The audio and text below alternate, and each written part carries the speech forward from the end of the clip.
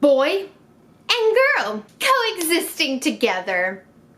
This is why I rescue. Hello Munchkins and viewers alike, it's me Munchie and welcome to the newest rescue intake story for my foster home. For those of you who do not know, I am a foster home for small animals. I am done with cats right now, so I was a foster home for cats, so I've slowly transitioned to small animals such as hamsters and gerbils, just because both are very similar and have similar care, so it's easier for me to foster those animals. So for those of you asking me, why don't you foster more than just those? I love hamsters for one, and two, now you know why. Because I have the supplies in my bedroom to suit just the little hamsters. So today's intake is none other than 2 Syrian hamsters, and they are both the opposite sex. And then your next question after learning that would probably be, are they together? Unfortunately, the answer is yes, they were being housed together. So let's start from the very beginning, just because it is the same day as I rescued them and I just got home. I was made aware of a Craigslist post that, surprisingly enough, it's been pretty dead on Craigslist for hamsters and for anything else besides my foster home right now, because that's where I tend to list my hamsters. And so of course everybody's contacting me because I'm like the only one on Craigslist right now, which is really nice because that means I don't have to intake so many that absolutely need help and or rescuing. So last night I was up until 2 o'clock in the morning cleaning, of course cleaning. I was actually doing 4 bin cages of deep cleans, so that was fun. I should probably not schedule them all in the same day. So I got done with that. I was about to go to bed. I looked online doing my usual lookabouts or runabouts, and then I saw the ad that was really heartbreaking to see, and it made me question a lot of things. Here it is. It's called Bonded Hamsters. It says here, due to family moving, our loss is your gain. We have a 6-month-old bonded pair of hamsters, free to a good home. 1 male, 1 female, Bonnie and Clyde. Oh no, what is going on? This is not okay. They will come with cage and all accessories needed. Please feel free to message me with any questions. So of course I always message people questions, so it's nice that they were very open about it, but at the same time I felt like I should not just be like, whoa, whoa, whoa, whoa, what is going on here? Because there is different ways of approaching people on Craigslist surrendering hamsters. 1, never be aggressive to a person trying to rehome their animals, because they don't care about those animals after that. They just want them gone, and or they're not taking care of them anymore. So if somebody were to contact them with good intent but approached it poorly, you could actually cause them to get scared and or to back away and or to get defensive. So that's why I handle the situations like I do, where I pretend either 1, I am a foster home, I would like to reach out to you, I would like to be friendly, and it depends on like who I'm talking to. I've actually reached out to a lot of people, including some followers here that unfortunately couldn't take care of their animals. So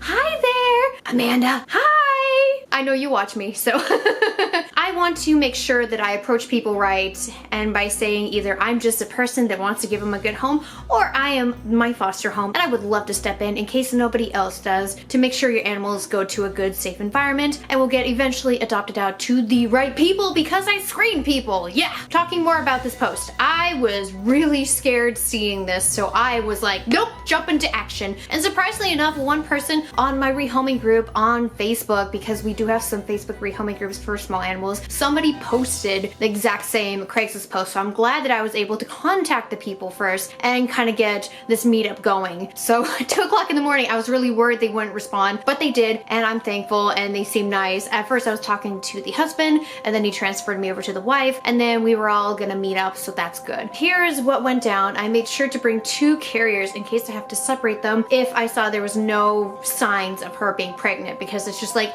we are going to be removing a female, removing the male, putting them in their own carriers. And I know that the husband said that they weren't very well hand-tamed, but I was like, you know what, if this is an emergency like it is, and if they are 6 months old, which is the appropriate age for them to bang and to get preggers and to have multiple babies, I need to separate them ASAP to prevent anything like that from happening and to prevent stress. Because I don't know which cage they're in. I've never seen that cage before. It kind of looks big in the photos, but it also kind of looks small. It's kind of one of those cages that is different from the KT Career Trail cages and kind of resembles the Preview 528 cage that I like using, that's actually bigger in the appropriate size, but it still really looks small. And of course, here it is. The cage I'm talking about in those photos you just saw. It is small. It is actually very small, and it is going to be tape measured.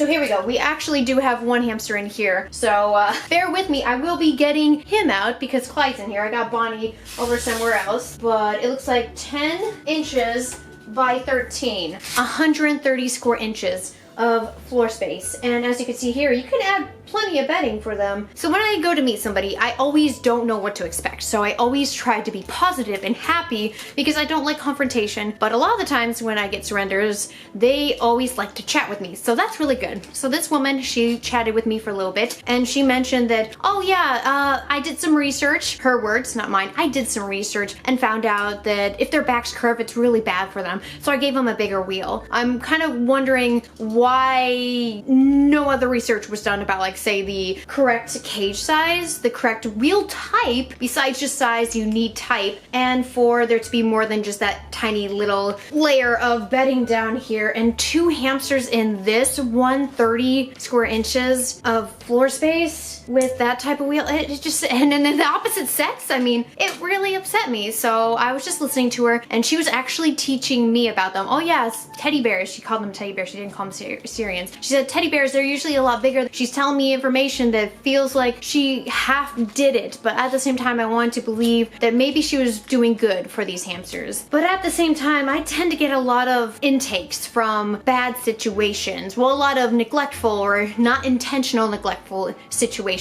Like say, for example, with Miss Frizzle. You remember Miss Frizzle? Kids were just very overwhelmed. Whole family was very overwhelmed. They definitely didn't have enough money, and they also had a cat that just gave birth to kittens, so they wanted to get rid of her, but they didn't really invest in her, and her situation was very sad. She was pretty detailed about the reason for rehoming besides just moving. The moving part actually didn't seem like it was entirely truthful. She told me that it was a family situation going on. I won't say further, just for the privacy of this person, but it was a lot going on, and it was the overwhelmed feeling of we can't take care of this anymore. We can't take care of these guys anymore. Hey, just quickly, I want to add to this that I forgot to say this, but I thought the reason why she wasn't telling me the full truth but told me part of the truth was I had a weird feeling like she knew her hamster was pregnant, so she wanted to get rid of it now rather than when it had babies. So wanted to say that, but of course we always try to give people the benefit of the doubt, but it kind of felt like that, so want to let you know. She told me where she got them. She got them at 5 weeks old, so that means she had them for at least 5 months, so that wasn't a lot of time to hold on to them really, but you can still form a bond within those 5 months. But she said at 5 weeks old she got them, and she got them from her neighbor because her neighbor was supposedly breeding them, and she had multiple litters of new hamster babies, and so they picked 2 from 2 opposite litters. However, when you have a breeder breeding all of these babies, I feel like there would be a lot of inbreeding going on if you were just taking one from this litter and this litter and then putting them together,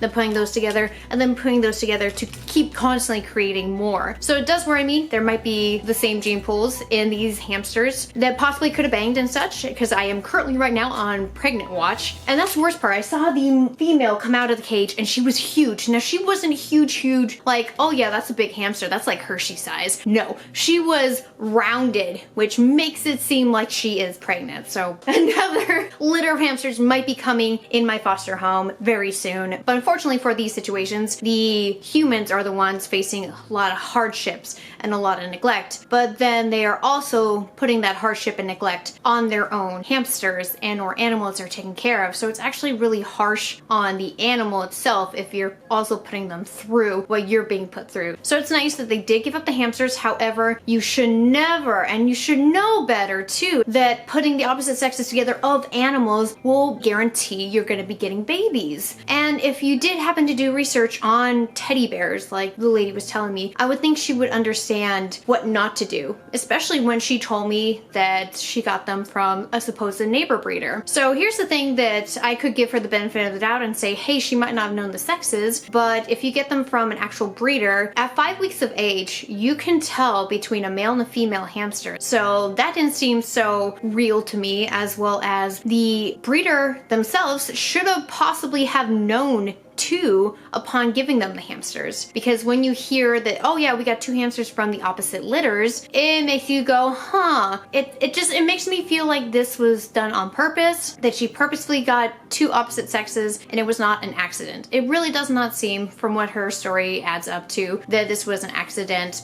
pairing. Because if you did realize you had a male and a female, you would have separated them ASAP. You would have been like, oh shoot, I need to grab a temporary cage or another cage I can house the other hamster in. But she didn't. But she did tell me that these hamsters were named by their kids and they loved them. So I hate the fact that sometimes I have to rip into people on here, but at the same time it's like I also want to educate you guys where these hamsters come from and how bad our knowledge is outside of the internet. Not many people understand. When I go to these rescues, I try my best to help them and try my best to help the person relieving those pets. I'm going to be cleaning this out and I will show you Clyde because I think Clyde might be friendly. I already interacted with the mother hamster, Bonnie, and I think I'm gonna actually change her name from Bonnie to Bonbon. So I'm gonna change Clyde and or keep Clyde because I do like the name Clyde for a hamster. Clyde, come here Clydey, or maybe Cloud. Ooh, wait, you should see his fur pattern and coloration